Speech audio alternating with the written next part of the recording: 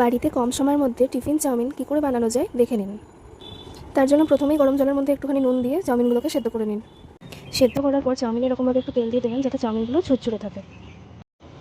এবার আপনাদের একটা মশলা বানাতে হবে, তার জন্য লাগবে শুকনো লঙ্কা, জাবিত্রি, গোটা এলাচ, তার সাথে লাগবে দারচিনি, লবঙ্গ আর গোলমরিচ, আর সাথে একটু নুন। এবার এই সব কিছুকে ভালো করে ড্রাই রোস্ট করে নিয়ে পাউডার করে নিয়ে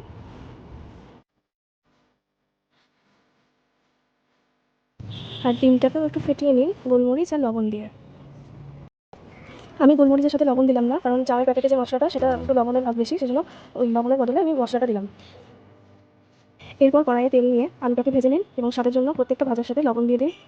এরপর ফ্লেভারের জন্য তেলের ওপরে আদা ও রসুন কুচি দিয়ে দিলাম। এবার কড়াইয়ে তেলের ওপরে গাজর দিয়ে দিলাম।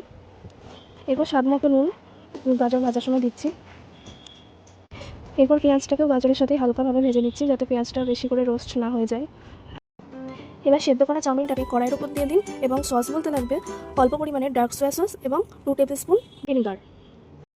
তাতে লাগছে স্বাদ মতো নুন, অল্প একটু চিনি, একটু ব্ল্যাক পেপার পাউডার আর অপশনাল আজিনামোটো।